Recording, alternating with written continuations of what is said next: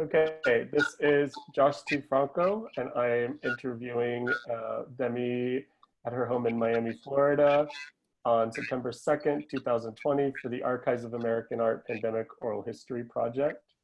DEMI, thank you for taking time to talk to us. We want to create a record of this year and the impact on American artists. So the first question is, how have you been since March, and how did your life change in March? Well, for me, it's a tragedy and full of chaos. So it's the second time in my life that I have experienced it. Like, you know, once in my childhood, and then now I'm an adult, and it's not nice at all. So I know what you're referring to, but it's interesting to hear you talk about, I know what you're talking about, but please say it for whoever watches this. That's interesting you take it to that level of what you experienced as a child. Completely. When I was 7 years old, my father was executed, and I was sent away to a different country, to different people, far away from my mother and my two sisters, to people that I hardly knew anything. That to me, I felt the reaction that I had during that tragedy in my life was, I always felt like paralyzed while the whole world was going by me. And I felt like that until the age of 28, when I began painting, which helped me out a great deal. Now it's the second tragedy. I call it the pandemic, this coronavirus. That means it's very significant. Is painting helping you through this tragedy? Well, now I am an adult and so many rushing different feelings that I can reason. Before, when I was a child, I just was paralyzed and I didn't know what was going on. Now, because I am an adult, I'm analyzing, I'm thinking, and I mean, can I list for you the list of all the feelings that are rushing through me? Absolutely. But I should say that this is my house studio. And I have been here since March 10th. Why? Because my immune system, I am a 3 times cancer survivor, and I have asthma. So my life has been threatened by this, and I have to stay home. I only go out 1 hour to do my exercises, and then with my husband Arturo, who is also a painter, and then I come back here so you can imagine, I have lost my freedom completely. And I'll tell you all the feelings rushing for the past 4 or 6 months now, which is sadness, desolation, hopeless, fear, faith, abandonment, unbearable, grateful to God, surprised, disturbed, in darkness, in light, compassion, depressed, persevere, peace, despair, threatened, unrest, loneliness, and inspire. I think that's a perfect list for all the feelings many people are feeling. The isolation and loneliness stand out to me, and I wonder, have you been able to connect with friends or people through the virtual at all? Yes, but it gets to a point where you get bored doing, and you know, so you have to find certain other things, you know, that will help you out, which I have been trying to find. One is my faith in God through Jesus Christ. It's nice to have someone close to you, like I feel. Like in the morning, I woke up at 6 o'clock in the morning. I go to the darkness of my studio.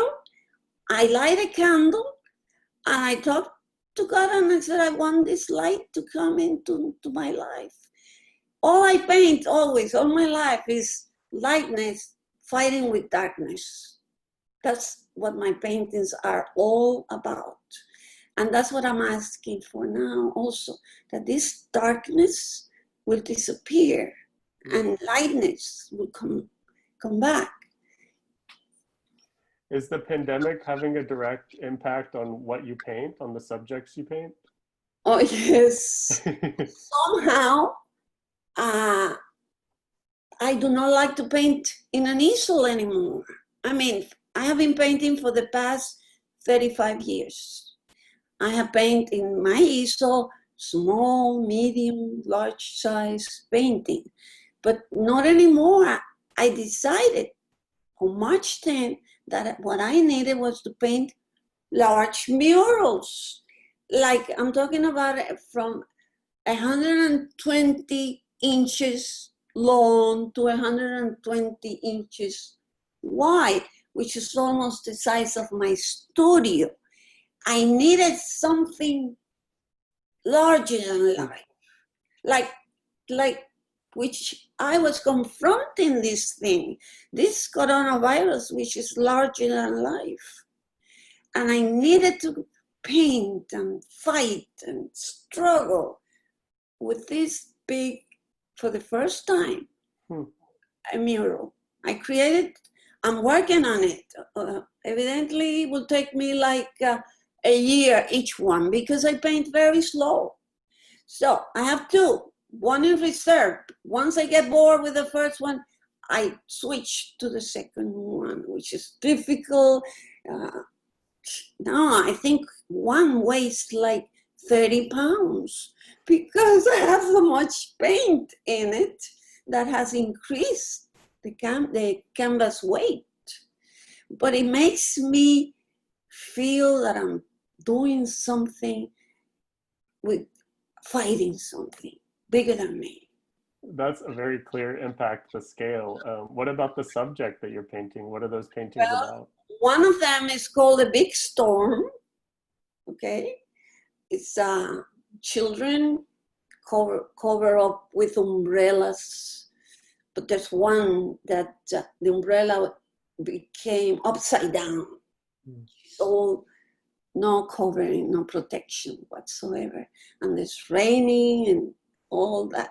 The second mural is called Brothers of Darkness and Sons of Light. And that has to do like with the nightmare of light and darkness. I'll be looking forward to seeing those one day. How much would it weigh? Yeah. 50 pounds? That's great. But again, I'm fighting against something bigger than me. Yeah, the abandonment also stood out in your list, and you don't feel abandoned by God, that's clear. Who do you feel abandoned by? Yes, I do sometimes. Oh.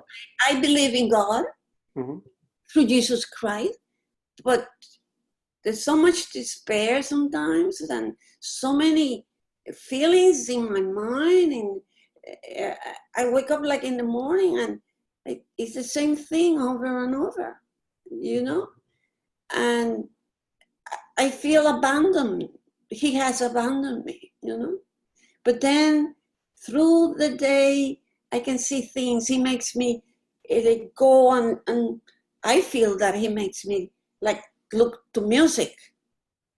Okay, we have here a collection of 5,000 CDs. And I love jazz, I love classical music. And there's one special that I like, is James Brown. He, you know, is a kind of funky music. And he was called in his time Mr. Dynamite. And when I'm completely down and I don't want to paint or anything like that, I put James Brown in the special song, Get Up, Get Up, Get Up. And I began dancing, and energy begins to come inside of me, and I begin painting. Once I begin the painting, it's fine. I can paint forever. It's the start of the painting that is so difficult, you know. I bet James Brown is getting a lot of people through this. What? I bet James Brown is getting a lot of people through this. Oh, he is with me. Yeah. I dance and I Oh, exercise at the same time. what are your thoughts about how Miami is handling things, or what are you observing in the city that you live in? Well, I guess the only thing I can judge is by me. If I'm having a difficult time, I think a normal, sensible person is having problems. How they handle, I don't, because my life was destroyed by politics, okay? I don't touch that. Mm. Because it's I mean, I was completely alone in the world because of politics. So I don't want to, I know the political thing is, I can see it in everywhere, television, uh, cellulars, Facebook. I had to close my Facebook because my friends will talk about it. That's all. People tends to talk about all these things. I know they are important, but I am, especially in one way, I was destroyed. So, and I built up little by little my person, you know, and twice I cannot go through that again, you know, because I'm not strong. So what I do is I rely in my friends, which are very sweet, very, and God, that's all I can do.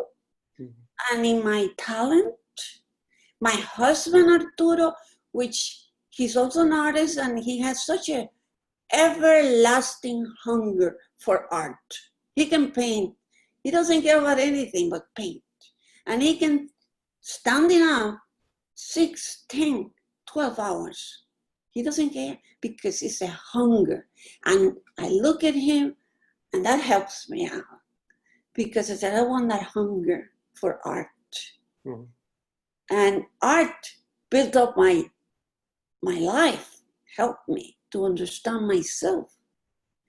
And I see that in Arturo and I become one with him. And I steal that energy from him too, besides James Brown. That's lovely. Is there a particular museum or art that you are looking forward to seeing once places can open again and we can go? That is also so frustration and in despair because I have so many ideas, so many plans. My gallery, so many plans, and now you don't know. Now the museums are beginning to open, but I must tell you something. The NSU Art Museum in Fort Lauderdale, 4 months ago, they did an interview with me. And usually, you know, they take the interview to the YouTube pages and people will see it. Whoever is interested and click view, the viewers, you will see it. Usually when I have an interview, I only have 3 or 4 or 80 people, the most 80 people, that's all. But I'm seeing something that also is amazing. Mm. Can you believe that I began with 1, 2, 3, and now I am in 1,400 viewers. Amazing. Isn't that a miracle? Yeah. So that gives me such happiness because I see in my loneliness, in my darkness, I see that people are contacting me, that I am with them and they are with me. They're looking at my paintings in the interview, listening to what I have to say. And who knows, they're all over the world. And every 2 days I go there and say, let's see who else wants to see me. It keeps increasing. It hasn't stopped since it began. Never happened to me, never. So this is a way of feeling people, that they are with me and I am with them. It's beautiful. That's great. I'm so happy. That's great. Yes, you should have more and more. You should have all the fans in the world. I hope this interview gets more people, a lot of people. I think it probably will. We'll see. I'm curious about the paintings behind you. Okay, this is in January. My gallerist, Roxana Salamatina, published a big, large, for the first time in my life, I have a book. And yes, I am very proud of it. And it's about my paintings. And that is the cover of the book. And it was published in Milan. I don't remember, but it's a very famous publisher. They publish the best art books in the world. And she gave me that as a gift. So that is Botticelli's garden. It was inspired in the Botticelli painting. I think it's called the Primavera, something like that. And as usual, usually I get inspired by masters, and I switch the story to my own childhood story. Like here you see my three sisters when we were happy, dancing around with bubbles, balloons on top. And then you see here like a metamorphosis going on here, the change of a child, a being born child, changing to like in a different kind of world, you know? Again, I transfer my life, which has always been an inspiration for me. I can paint 1,000 paintings because I never forget that. You know, it's like an open wound that never closes. But it has been like a miracle for me, because otherwise I would be painting trees and landscaping. And I don't like that. I like to touch people, like things touches me. It's a way of feeling alive, you know? So that's, I love Botticelli, and that's a homage to him. And this one here, can you see this one here? Yes. Okay. That's also a metamorphosis of a little girl changing physically, and she eventually will become like a firefly insect. Like I'm hoping that one day I will be. That'd be great. Full of life. Beautiful, yes. Yeah. Yes, I only paint children. Yeah. Even if I paint adult people, they look terrible, but they will look like a child. You know, I cannot paint adult people somehow. Another question, we're wondering how people are living differently in their homes because they're there so much now. And I know you and Arturo cook quite a bit, but are you cooking even more? Or have you had new recipes? Well, my husband is very upset with me because he has gained almost 15 or 20 pounds because I cook like a crazy. I love to cook Moroccan food, Balinese food, Cuban food, Japanese food, every nationality you mentioned, I cook it. Yeah. And it's a way of expressing myself too, because all the species, you know, all the things I put in there has a lot of colors. And besides that, it keeps me occupied when I'm not painting. Yeah, I remember my meal at your home was so great. Oh, yes. I can't wait for the next one. Oh, okay, last question for this interview. I've been asking artists, you know, this is a record for us to have for the future. So what do you think it's important in 100 years for people to know about being an artist in the US in 2020? Okay, very simple.